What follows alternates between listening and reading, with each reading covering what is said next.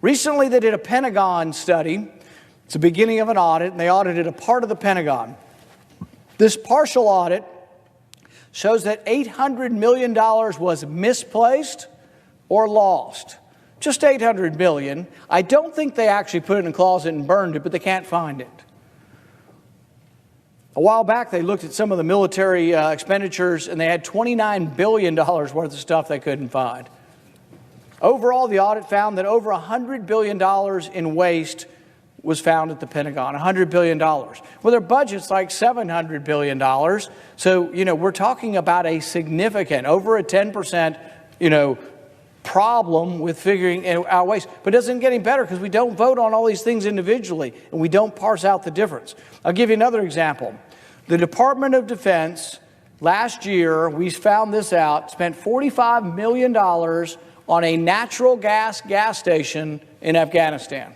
$45 million. It was projected to cost $500,000.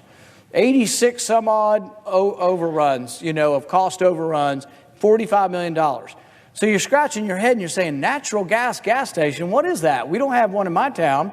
We don't have any in my town either. They didn't have any in Afghanistan. But you know what? They decided that they needed to reduce the carbon footprint of Afghanistan. All right? They wanted to reduce the carbon footprint of Afghanistan. I thought the military's job was to kill the enemy. So the military's job now is to reduce their carbon footprint? So they bought a $45 million gas station that serves up natural gas, and guess what they discovered? They kept waiting. So there's a guy sitting next to the pump. You can imagine him sitting on a stool, and he's waiting for customers. No one ever came. And then someone said, oh my goodness, they don't have any cars that run on natural gas. Well, that would probably be the same if you came to my town in Kentucky. Almost nobody's got a car in America. They live in a primitive state in Afghanistan, and you're expecting them to have natural gas cars? So they said, well, gosh, we already built this $45 million gas station. Maybe we should buy them some cars. So they bought them some cars with your money. They paid for the gas station with your money. Now they bought them some cars with your money. But then the people still wouldn't come in. They said, we don't have any money. And they said, okay, well, we've got the gas station. We've got your cars. You need a credit card. So we gave them credit cards. So they have a U.S. credit card that you pay for to take their natural gas car that you paid for to go to a natural gas station because we're reducing the carbon footprint in Afghanistan. When did that become the job of the military? And why does that go on year after year after year, the waste? For 17 years, we've been trying to get the Pentagon to be audited. And you know what their response has been? Hey, we're too big to be audited.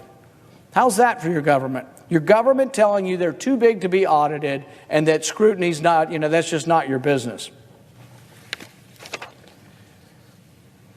Is it any wonder, really? It surprises me sometimes it's not worse, but is it any wonder that our debt's a $20 trillion debt? So 50 years ago, William Proxmire was a senator. He was a Democrat senator, a conservative Democrat in some ways. He began handing out something called the Golden Fleece Award, and we'll talk about a few of them. So this is 50 years ago. And the reason I want to point this out is, as you look at this and listen, you'll find that some of the stuff we're doing today is just as bad as 50 years ago. Some of it's the same agencies. And so you scratch your head and you say, 50 years? We've been through a couple generations of politicians, and they're still not learning anything from finding this waste? Some of it's the budget process. The process that we pass these enormous bills that no one reads, that no one scrutinizes, and that do not reform the spending. So William Proxmire used to do this Golden Fleece Award, and I remember this as a kid in the early 70s. So here's a couple of things that he had pointed out. This is sort of some of his best. So the National Science Foundation spent $84,000 trying to find out why people fall in love. Now, there sounds like a really worthwhile science project with a real specific answer. I think the conclusion was they're not exactly sure. The National Science Foundation, which you'll see is a recurring theme in bad and wasteful spending, also spent about $500,000 to try to determine why rats, monkeys, and humans bite and why they clench their jaw. Well, now you could say, oh, well, that's really important. Maybe we'll discover something from that. Or you could say, when we're running a deficit and we're borrowing the money, that maybe some of these things may or maybe not be the most worthwhile to borrow the money for them. This is a good one. This is from the early 70s. Federal Aviation Administration spent $57,000 studying the body measurements of what they called in those days airline stewardesses. These were trainees, and these were for the purpose of purchasing their safety equipment. But somebody got $50,000 to measure the body measurements of airline stewardesses. Administrators of the Federal Energy Administration, this is still from William Proxmire 50 years ago, spent millions of dollars to find out if drunk fish are more aggressive than sober fish. I'm not going to tell you the answer. I'm going to let you ponder that one. Do you think drunk fish are more aggressive than sober fish? This is your government. This is your money. And this is the debt you're handing on to your kids and grandkids. And this is 50 years ago. So now we'll get into some of the things that we've been doing more recently. We do a waste report where we point some of these things out. And every week we have a new one. And so if you want to look at our waste report, we've got that up, I believe, on our Facebook and on our website. So this is one of my favorites. You remember when Neil Armstrong landed on the moon? He said, "One small step for man, one giant leap for mankind." Or some people think he said, "One small step for a man, one giant leap." So there's been some discussion, some very heated discussion over whether he said one step for man or one step for a man. The preposition a, did he or did he not use the preposition a? So your government, in their infinite wisdom, took $700,000, which, by the way, was supposed to go to autism research, and they decided to study Neil Armstrong's statement. So somebody at some university decided to play the tape over and over to see what he said. $700,000 later, they couldn't decide. They just, inquiring minds want to know, but we just still don't know. Did he say amen or did he say man? So this is the same kind of stuff you were seeing with William Proxmire 50 years ago, but this is last year. I think it's the same group, National Science Foundation. I think I'm probably going to get some hate mail from them.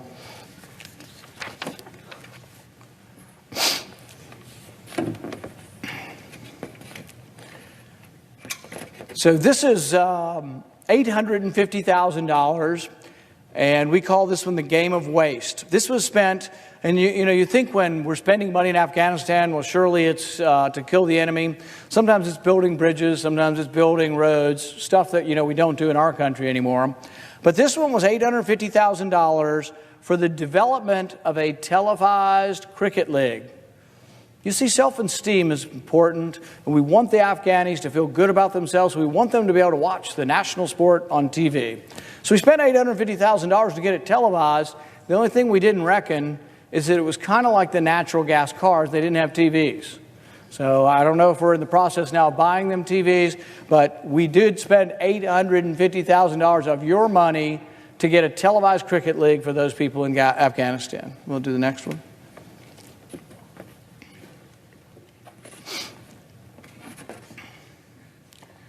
So this is a good one. Everybody likes to take a selfie, right? Everybody's had it. If you don't do them, your kids will do them with them, your grandkids will do them with them. This was a study of $500,000 to tell if taking selfies makes you happy. Whether you're smiling or you're frowning and you look at yourself in the picture, does it make you happy? Now, inquiring minds want to know. And if you want to study that, good for you. Go get somebody to voluntarily give you some money to study that, all right? And I really would like to watch you going around the neighborhood, knocking on doors, asking for money to study whether selfies make you happy, okay? This stuff has been going on for 40 years. Why don't we root this out and stop it? Well, one, they'll come to you all high and mighty and they'll say, "But sir, it is science and you are just a lay person and don't understand how important selfies could be, and you aren't qualified to talk about selfies because you don't know about happiness." We have experts in happiness that can tell that we could make the world happy again. We could all be happy if we had more selfies. And so it goes on. They give us this scientific mumbo-jumbo that somehow we're not smart enough to have common sense enough to know what we should be spending money on. But this goes on decade after decade.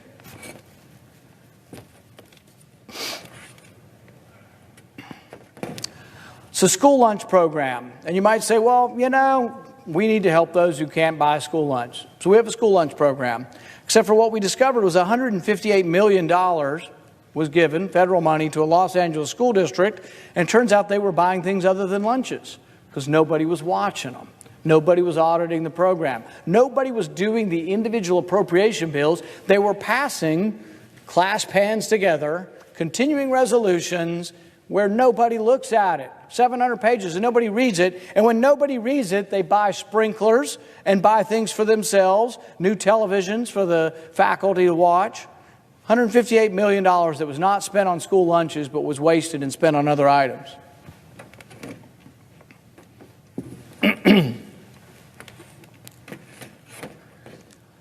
So everybody's heard about climate change, and there's some undertones and overtones of politics in climate change. But in case you haven't heard of climate change, the people who want you to hear of climate change want to spend some of your money to make sure you're listening to them about climate change. So they spent $450,000 on a video game.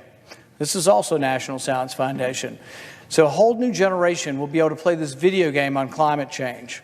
And, complete with great graphics. And we've got this game that your kids can play on climate change. And it's like, it's just one thing after another.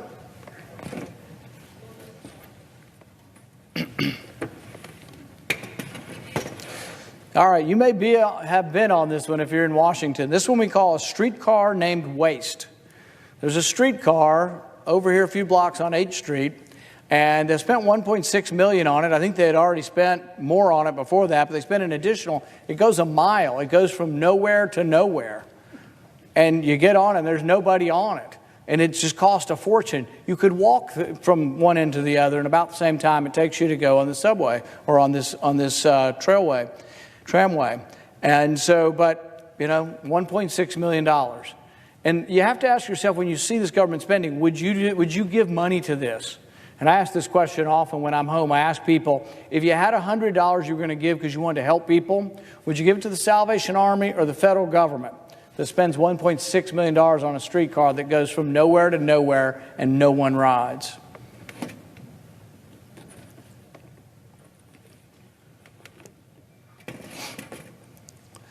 So I talked about whether or not we should be spending the money somewhere else or here. This is $250,000 that was spent on bringing 24 kids from Pakistan to Space Camp and to Dollywood. And you can say, well, that's good relations. Now we're going to have good relations with Pakistan. They're no longer going to kill Christians, put them in jail, or burn our flag. Maybe, and I'm not against interaction. And in fact, if this were some kind of privately funded group that wanted to have some money to have interaction between us and Pakistan, probably be all for it. But first, the price tag's a little scary to me. $250,000 for 24 kids. But then I also think I represent a lot of people in Kentucky who don't have the money to drive down to Huntsville and go to Space Camp with their kids. So really, should we not sort of readjust our priorities and start thinking, do we need to take care of ours at home here before we start shipping our money overseas? Or do we really need to think about, can we afford to just keep borrowing money for projects like this?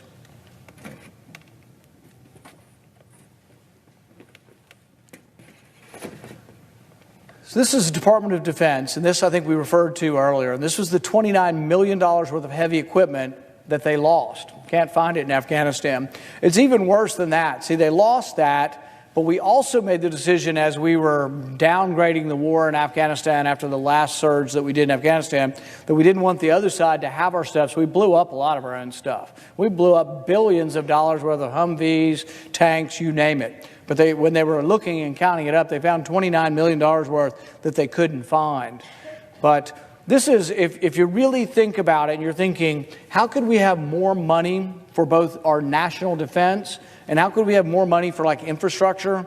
You hear people talk about infrastructure. People want to build roads. Republicans and Democrats want to build roads. But guess what? There's no money. We're $1 trillion short this year because we passed these class pans, spend whatever the hell you can find. Whatever's not tied down, spend it and give it away. Both sides spend it, there's no tomorrow. It's our budget. I'd like to go through a few items. If there is anybody in America who believes that your government's not wasting your money, I'd like to show you a few areas where your government is wasting your money.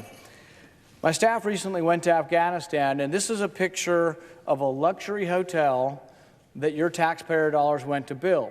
Now, your first question might be, why would your taxpayer dollars be going to a luxury hotel in some third world country? So it's about 400 feet from our embassy, and this is what it looks like. They've been building it for 11 years. It's unfinished. Nothing was done to code. It's falling down.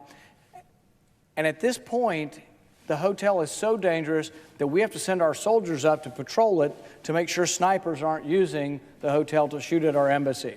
So it's not only a waste of $90 million, never having been completed, it's now a danger to our troops.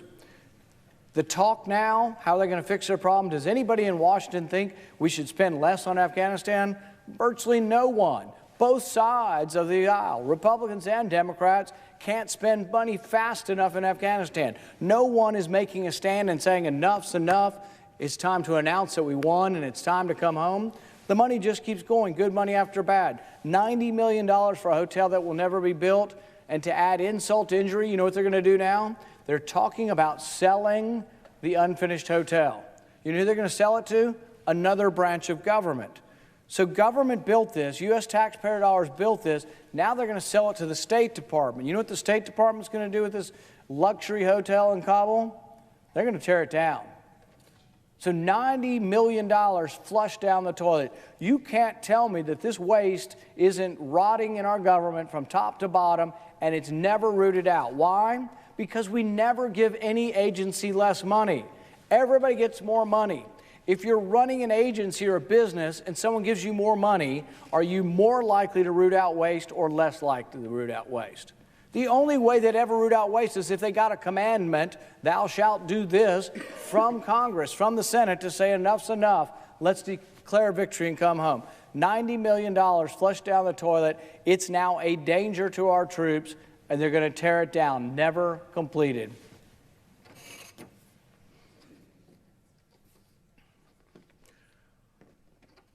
Also in Afghanistan, there's been brand new equipment that we send over there that's shredded. They have big, huge industrial shredders. My staff saw them.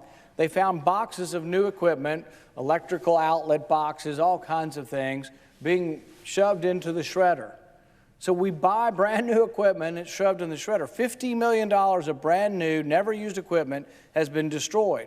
This doesn't even count the old stuff we're destroying. There are reports it's $7 billion, seven with a B, billion dollars of used equipment. Tanks, Humvees, etc. have been destroyed. Why? Our allies are so unreliable, we're afraid if we leave a tank or a Humvee there, it might be taken by the opposition and used against us. So we've destroyed $7 billion because it's cheaper to destroy it than to load it back up on planes and bring it back over here.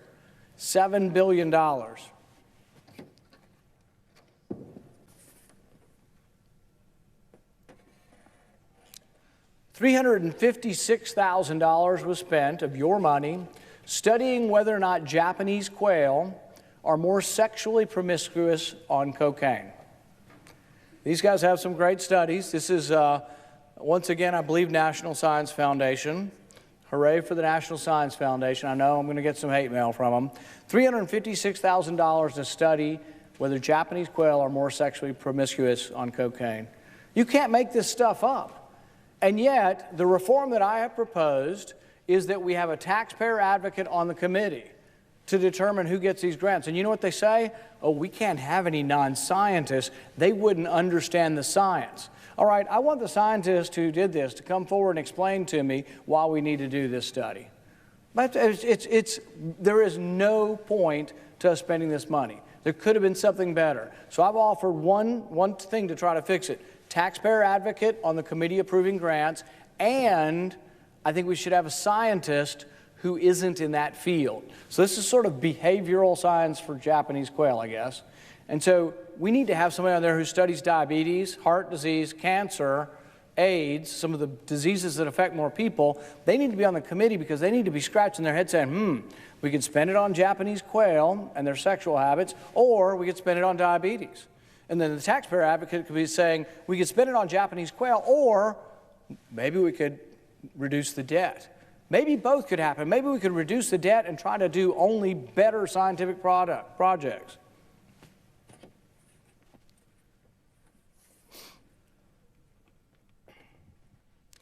This one looks like something you'd really want your government to spend money on. $150,000 was spent to investigate supernatural events in Alaska.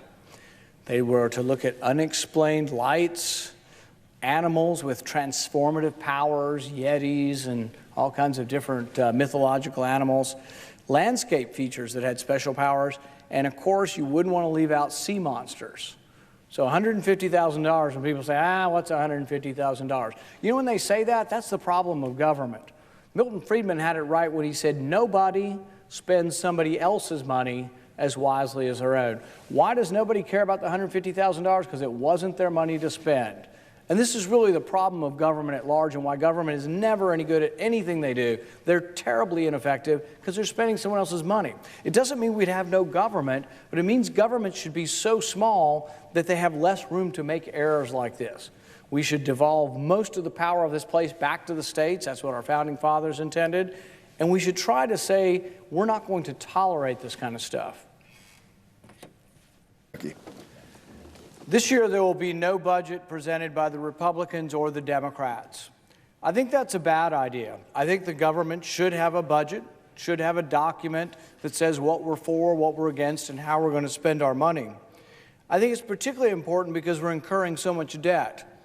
You may remember that Republicans campaigned against enormous spending by President Obama and trillion-dollar annual deficits. Now we're faced with enormous spending and trillion-dollar annual deficits from Republicans.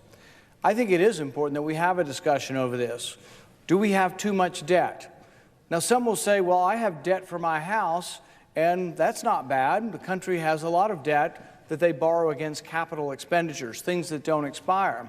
I think there's some truth to that. So you can have a manageable amount of debt, particularly if it's against something that you're borrowing that doesn't go away.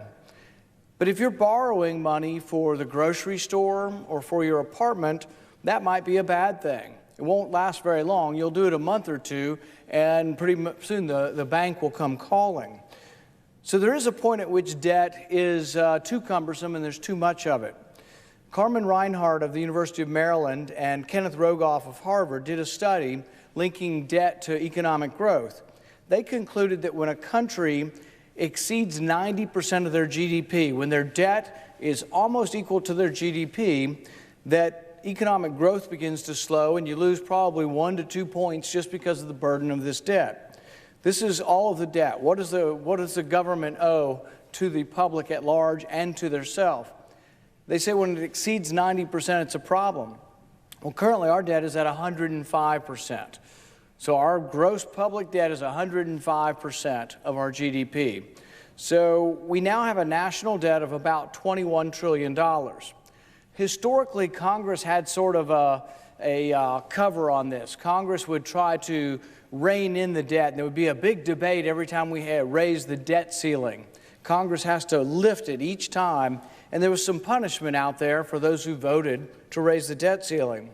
Now we don't raise the debt ceiling any longer a certain amount because that became embarrassing and limiting and made them come back each time to try to raise the debt ceiling. So now what we do is we raise it for a period of time. Currently the debt ceiling has been raised and you can spend as much as you want for a little over a year. We did it, I believe, back in December. It's about a year and a half. The government can simply borrow as much as they can possibly borrow in that period of time.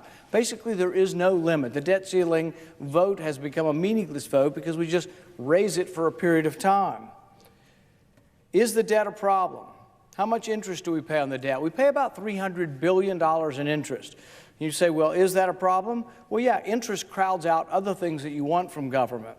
So when people come to my office and say, I want this from government, I say, well, part of the problem is we're paying $300 billion in interest. Or part of the problem is we don't have to give you because we're borrowing about 25% of every dollar we spend.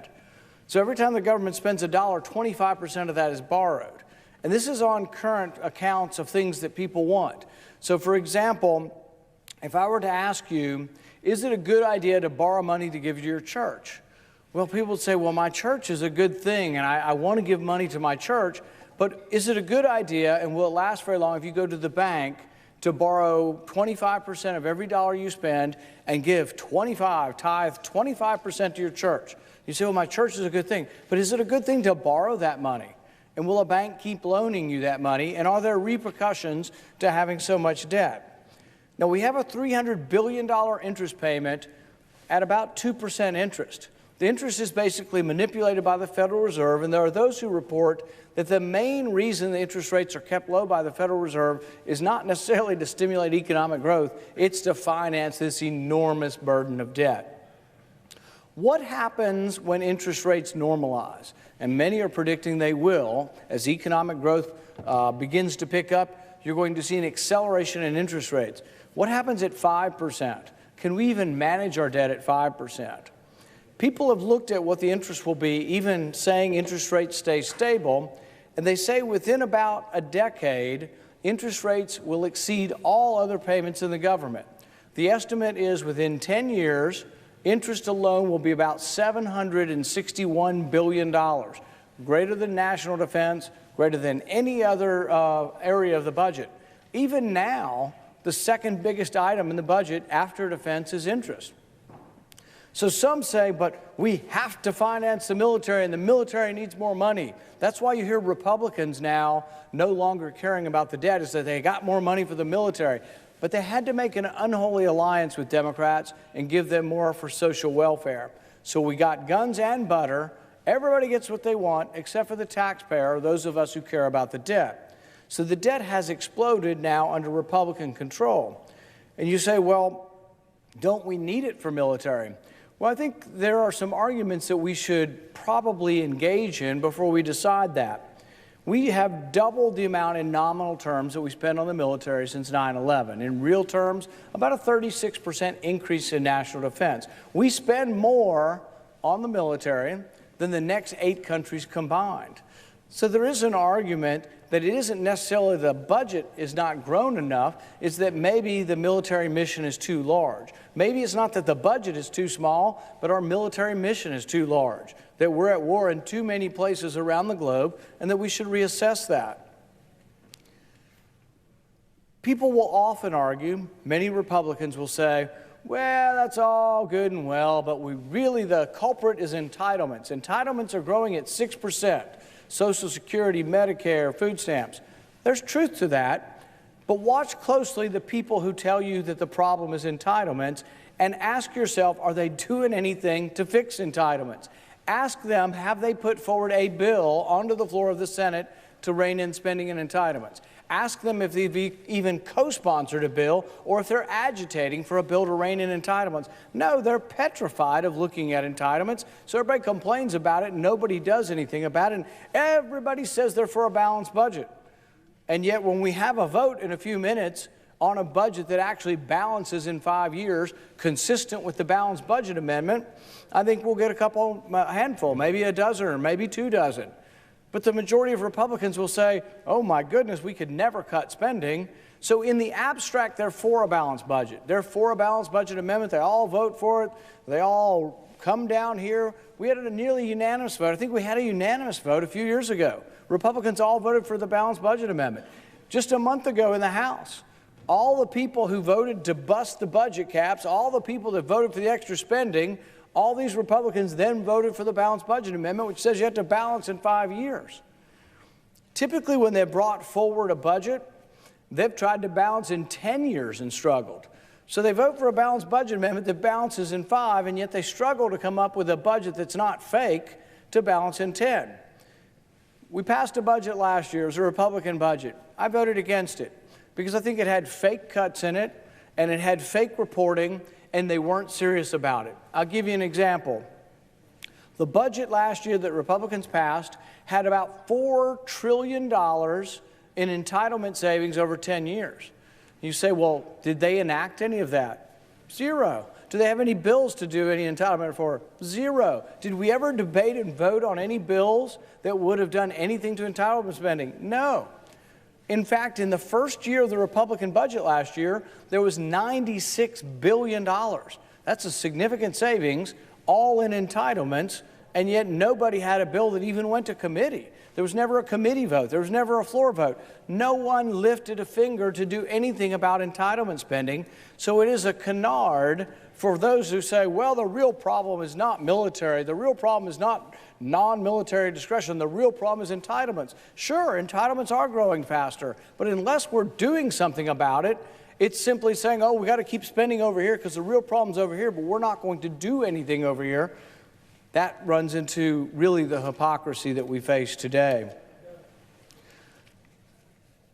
I've often said that the Republican Party is an empty vessel unless we imbue it with value. We say we are against big spending. We say we are against big government. We say we are for devolving power and structure and money back to the states, and yet the government grows under Democrats and it grows under Republicans. Democrats are sometimes more honest about wanting to grow government. They'll go home and say they're going to make government big enough to put a ham on every table, a chicken in every pot. They're a little bit more honest about it. Republicans go home and say they believe in the free market, and they go to the Rotary Club and say, I voted for the balanced budget amendment. And yet the question is, why won't they vote for an actual budget that balances? Why won't they vote for a budget that actually is consistent with the balanced budget amendment? So what I've done is put forward my own budget. It's something that I've talked about for several years now. It wasn't originally my idea, but others have talked about it. It's called the penny plan. It says that we would cut 1 penny out of every dollar the federal government spends. 1%. Could we not get to a point where we could actually cut 1 penny out of every dollar? Isn't there enough waste going on in government that we could actually cut a penny out of every dollar? But like everything else, people argue the numbers, and there's a lot of fake math that goes on around here.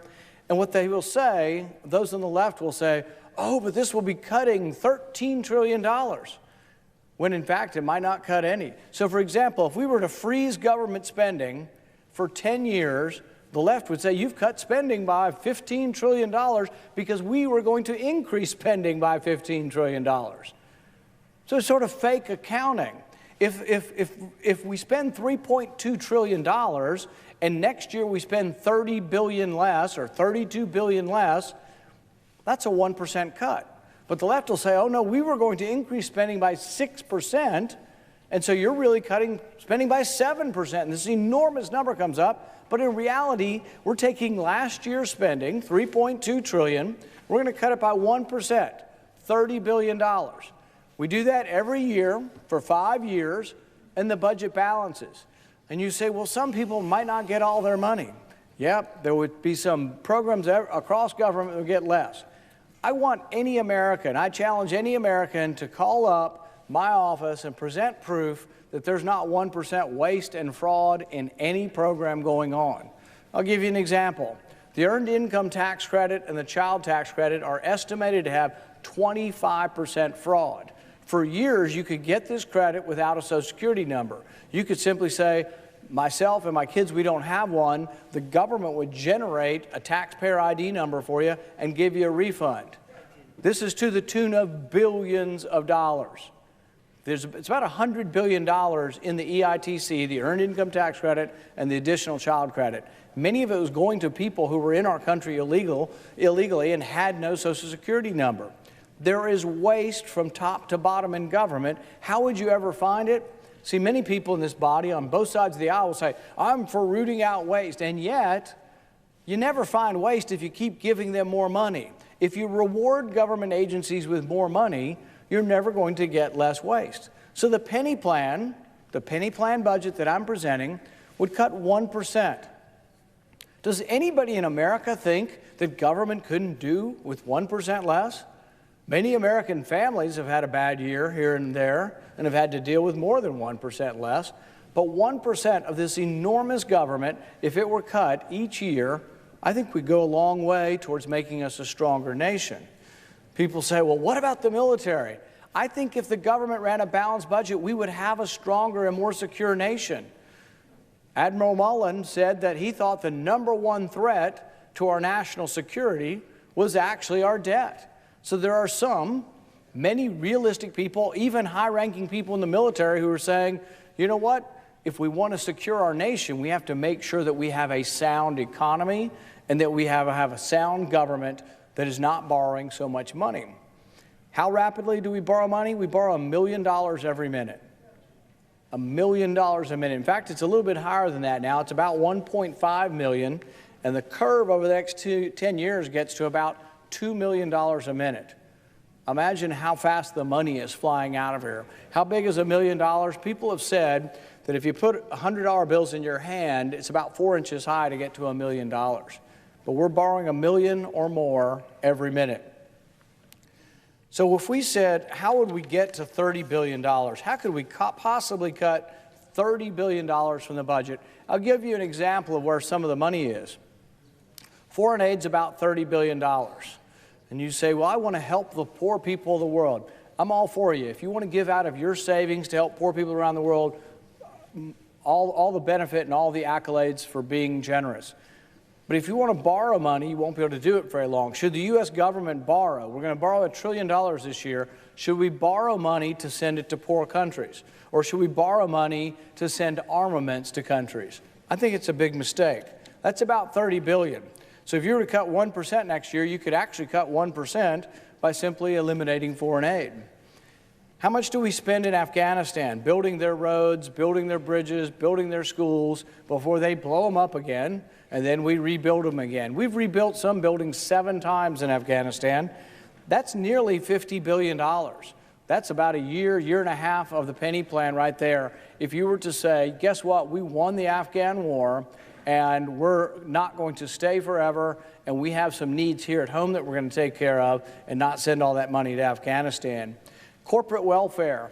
Rich corporations in our country, I'm all for them. If they freely sell something to you and they make money because you like their product and they buy it, more power to them.